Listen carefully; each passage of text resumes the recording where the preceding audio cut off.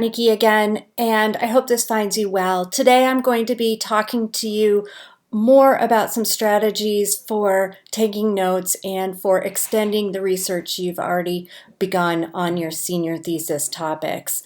Your goal for this week, and that would be Saturday, 7 p.m., is to have two notes on two articles complete. So as I'm scrolling through my notes document here, this is notes on two articles. Notice a couple things. First of all, I have the MLA citation at the top. All of these notes have been written in my own words. I have highlighted down here some new keywords for myself, and I'm going to talk to you about those in a minute. And then when I go to my next source, and that's what I'll be talking to you about today, I have switched my font color, and for those of you who may be colorblind and you wouldn't be able to see that, but Barry, Sharla is purple instead of the blue above. You should be using a different font type to distinguish. And then at the base of those notes, which are also all written in my own words, I have also written down a couple new keywords.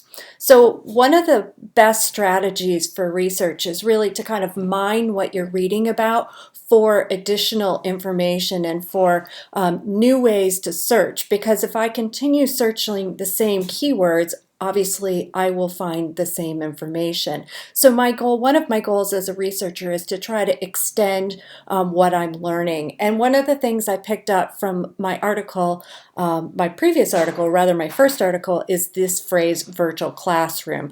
I had been working under distance learning, but virtual classroom is a different way of saying it. So what I thought I would share with you today is my search using that new term in one of my favorite databases, NY Novell.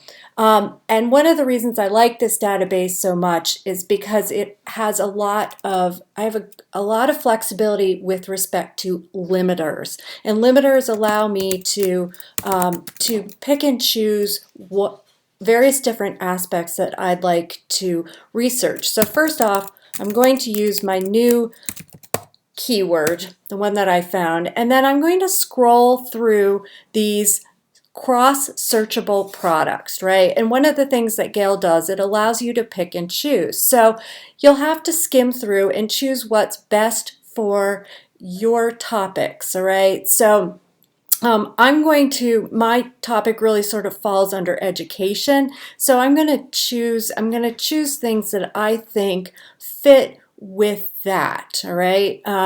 Maybe there'll be an ebook on my topic, I don't know, but it's certainly worth including because it's probably not going to add an enormous amount of data to my searches. I'm obviously skipping things like health, global studies, American history, because none of those are relevant, nor is environmental studies and policy. One file select covers everything from literature to economics and sciences. Okay, education's probably in there. Fine arts, no, right? General references, Gale general one file. Okay, I'll include that one too. Obviously not home improvement, hospitality and tourism, no. Educators reference complete. This is already checked. I don't need the Spanish speaking users, so I'm going to pass up that one.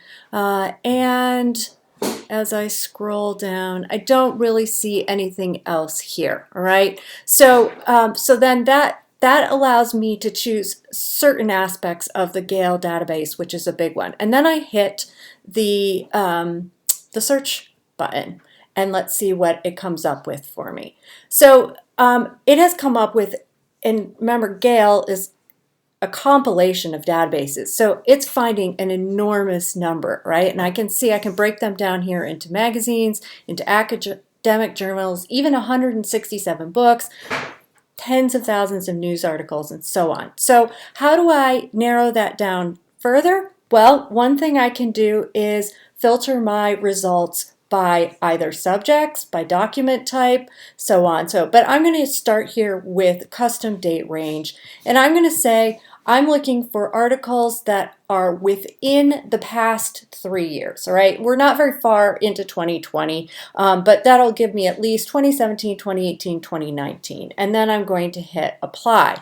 And what I want you to see is how those numbers change. And so now up under magazines, I have 170, I have 467 academic journals, I only have one book, and the news is down to manageable 2,000, right? So still a lot, but I'm going to focus on academic journals. And one of the reasons I'm going to do that is because I want to show you some strategies for reading research papers, which are very useful, but they can be a bit overwhelming if you haven't dealt with them before. So the one I chose to focus on today is this second one, Teaching to Connect, Community Building Strategies for the Virtual Classroom.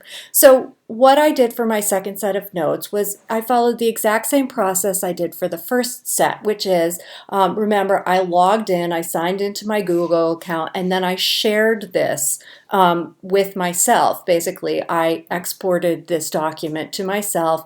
I also went ahead and did the citation right away, remembering to choose MLA 8th edition. And then I jumped over, and I am skipping all those steps in the interest of time, but I went through, and now I have in my Google Drive file this particular article. And this particular article is a research paper, right? And it's not so much an article, it's more of it's a research paper. And so it's published not in a magazine, but it's published in a journal. And so it's academic, it's more academically minded than something you might find in Newsweek magazine or Time magazine. This paper has been written for an academic audience.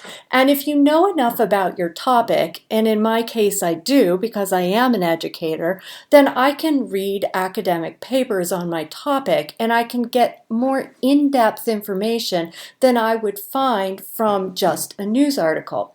And that's one way that you can make your paper more academic, basically, is what it boils down to, because you can be selective about your sources. And there is something to be said for, say, choosing an academic source over a news source, because a news source is written for a general audience, and it may not be as, it may do less of the technical stuff and more of sort of general information sharing. So you have to make some decisions as a researcher, and you also have to consider, of course, your own level of knowledge and the level of knowledge of your reader.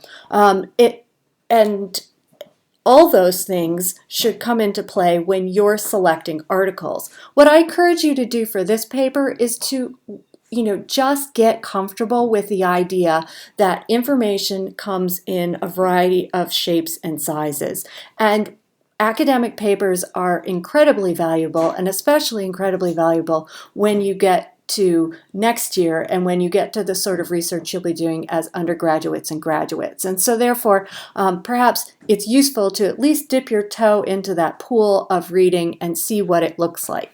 So I'm going to sort of quickly take you through this particular article and share a couple things about you. First off, you're going to notice they're quite long. I mean, this is a bit longer. It's 27 pages long. But I want to tell you up front that when you know how an academic paper is organized, you can pick and choose what you read, and you should do that, all right? Because a lot of what's here is very detailed research methods. And that's there because when this paper is read by other academics, they're going to evaluate this particular researchers' methods of research to determine whether or not whether they really hold up to peer review. But you don't have to do that. You're just trying to get the information, as in, what did this researcher learn? So there's a couple places that are really key to go. The first, obviously, is the abstract. And an abstract is a summary of what the paper is about. So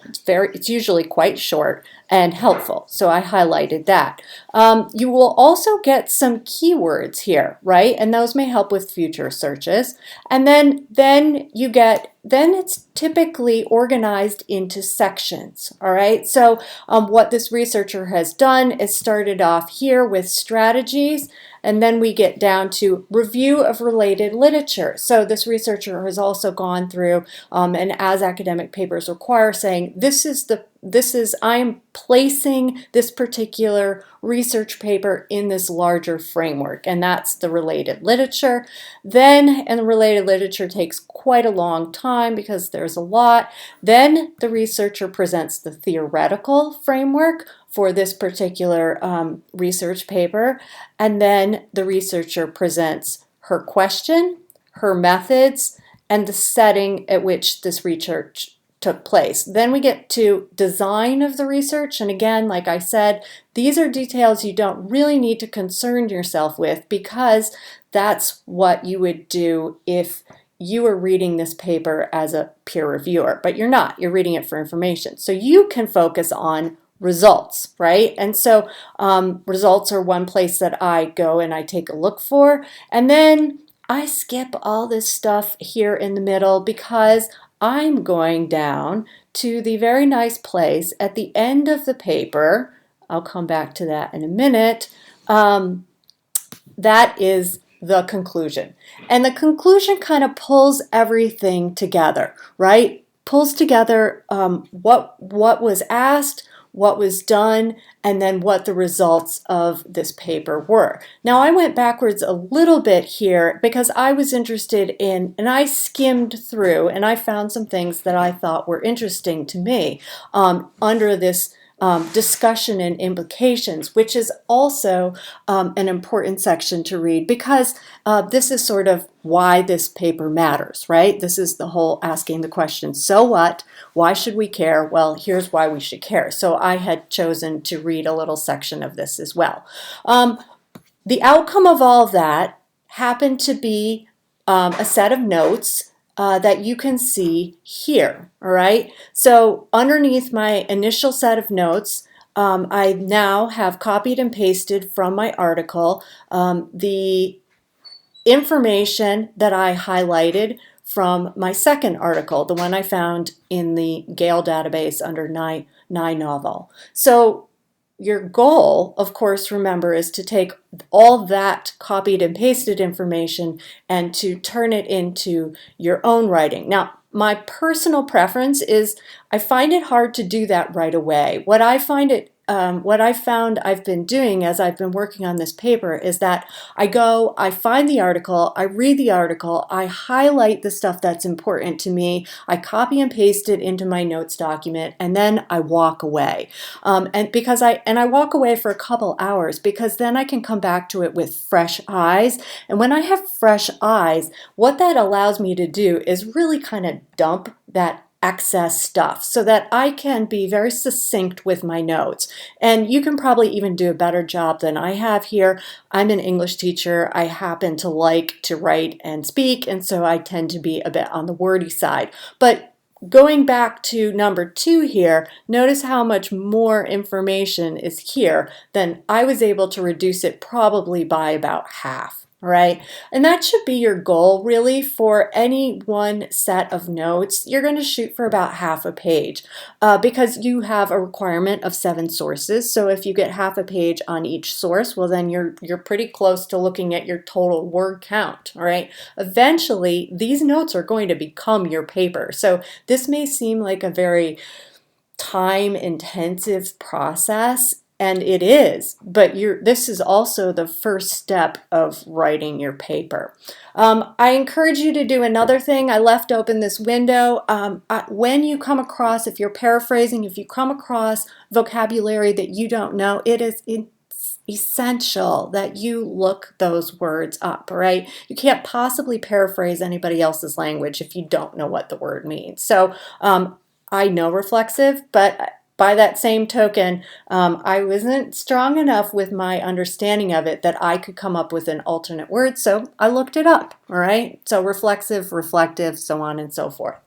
So Your goal, again, to recap for Saturday this week is to have notes, your own words on two sources that you have chosen, and then as you are reading, be mindful of the fact that you may be able to pull new information from those sources, and that will help you expand your research and go into perhaps new and unexpected directions that are of interest to you.